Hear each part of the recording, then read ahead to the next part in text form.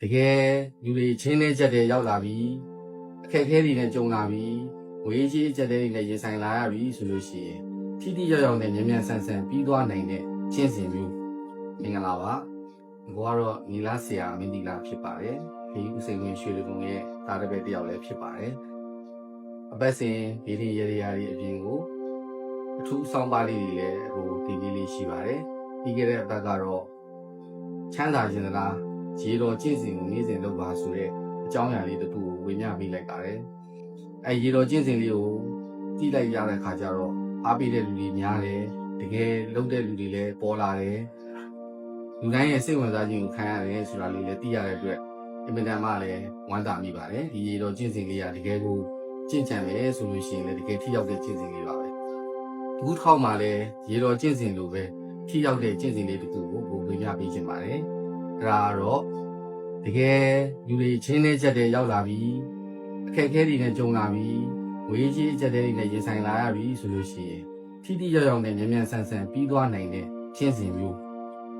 စိန်နာမတိဂါထာတော်ကြီးရဲ့ကျင့်စဉ်ကိုဟိုကနေပြီးတော့ဒီတစ်ခါမှာဝေမျှပေးခြင်းပါတယ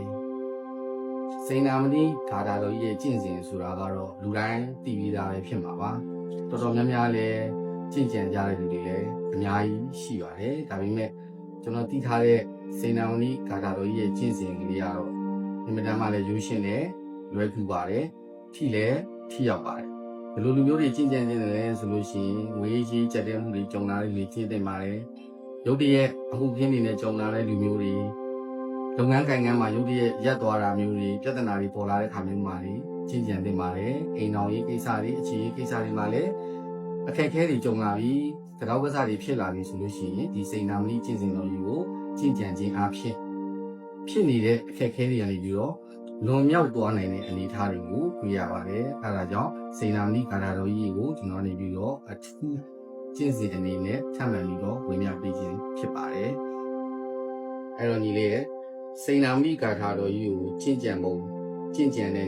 နီးစနစ်ကလေးကိုအရင်နံပါတ်1ပြောပြရမယ်ပေါ့နော်နံပါတ်1ကတော့အိမ်မှာလည်းကျင့်လို့ရတယ်နီးစပ်ရာဖရာစီတီတွေမှာလည်းမိမိရဲ့ဝိနံထောင်းမှာတွားပြီးတော့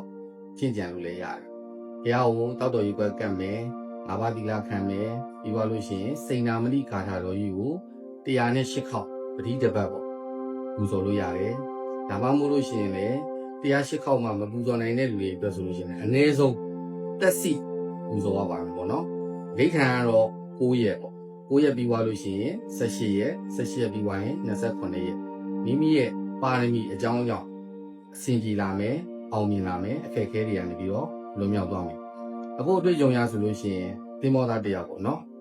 ်စာလို့ပဲဖြေခံပြီးပေါ့သူကစိတ်တရားလည်းလေးနေစားလည်းလုံးအောင်မအောင်ဘူးလည်းသူတို့ကလည်းမသိကြဘူးပေါ့နော်အဲနဲ့ဘောတိုက်တွန်းတယ်စိန်နာမဏိဂါထာတော်ကြီးကိုတရားမှသွားပြီးတော့မွေးနိုင်တော့မှစိတ်ကြည့်ပါလားဆိုတော့သူသွားစိတ်တယ်9ရက်ပြည့်သွားတဲ့အခါမှာသူဆောင်ရွက်သွားဖြည့်တယ်သူ့အတွက်အောင်မှတ်တစ်ခုရပြီးတော့သူလုပ်ငန်းဝင်တွေကိုဝင်သွားတယ်နောက်တစ်ယောက်ကကြတော့တတိချမ်းသာတယ်အိမ်ဝယ်တယ်ကွန်ဒိုမှာပေါ့နော်ဝယ်တယ်သူဒေါင်းပေမန့်ချပြီးဝယ်တယ်လစဉ်တွင်းတယ်တွင်းငံဒီ3-4လလောက်လူကြမှာဝေးကြီးချက်တွေဖြစ်လာတယ်အဲဒါကိုစီရောက်လာတယ်သူကနေပြီးတော့စိန်နာမဏိဂါထာတော်ကြီးကိုဒိဋ္ဌံဝင်ကြည့်ပါလားလို့တိုက်တွန်းတယ်သူလည်းအဲ့လိုပဲဒိဋ္ဌံဝင်နေတဲ့4လအတော်တွင်းမှာပဲငွေကြီးတွေတနည်းမဟုတ်တနည်းနဲ့ပြည်လဲသွားတယ်ပေါ့နော်အဲ့ဒီကိစ္စနဲ့လည်းအဆင်ပြေသွားဘူးလေနောက်တစ်ယောက်ကကြတော့သူများကိစ္စကိုအာမခံပေးလိုက်တာအာမခံပေးလိုက်တဲ့ချိန်မှာသူအာမခံတဲ့လူကတနေရာရောက်သွားတယ်သူကဂျင်းနဲ့ကြက်လေးရောက်သွားတယ်စိန်နာမဏိဂါထာတော်ဝင်มาလားလို့သူကြံပေးဘူးလေသူလည်းယုံကြည်နဲ့ဝင်တလားကြော်တော့မှသူကိစ္စကိုပြည်လဲအောင်ဖြေရှင်းပေးမယ်လူပေါ်လာတယ်သူလည်းလွတ်မြောက်သွားတယ်အိမ်တော်ရေးပြဿနာတွေလည်းအဲ့လိုပဲအမျိုးမျိုးလာတဲ့လူတွေအမျိုးမျိုးစမ်းတက်ပြီးတော့ပြီးကြည့်တယ်အားလုံးကလည်းယုံကြည်နဲ့လုပ်တဲ့အခါကျတော့ဒီစိန်နာမဏိဂါထာတော်ကြီးရဲ့အကျိုးတက်ရောက်မှုကိုလက်ခံရတယ်အခုလည်းဆက်ပြီးတော့အဋ္ဌံဝင်နေတဲ့လူတွေလည်းအများကြီးပဲပေါ့နော်ပြောချင်တာကတော့ဒီစိန်နာမဏိဂါထာတော်ကြီးကရေတော်ကျင့်စဉ်လိုပဲဒါပေမဲ့ तू ကတခုထူးခြားတာကတော့အဓိကလိုအပ်ချက်တွေဖြစ်လာပြီဆိုလို့ရှိရင်တော့ထိထိရောက်ရောက်နဲ့မြန်ဆန်အမြန်ဆုံးအောင်မြင်စေတဲ့အထက်မှာပါတယ်ပေါ့နော်စိန်နာမဏိဂါထာတော်မြတ်ကြီးကအားကြောင့်စိန်နာမဏိဂါထာတော်မြတ်ကြီးကိုပဋိတပတ်စိတ်မစိတ်နိုင်ရင်လည်းတက်စိအိမ်မှာပဲပူဇော်ဖျားမှာပဲပူဇော်အဋ္ဌံလေးအနေနဲ့ဝင်မယ်ဆိုလို့ရှိရင်ထိထိရောက်ရောက်အောင်မြင်တယ် အကျိုးစီးပွားတွေရှိလာမယ်ဝေးကြီးခက်ခဲတွေပြည်လဲလာမယ်အိမ်တော်ရဲ့အခြေအနေတွေအဆင်ပြေလာမယ်လို့ကိုကသိကြပေါ့အာမခံပါတယ်နေ့ချုပ်အနေနဲ့ပေါ့နေလေ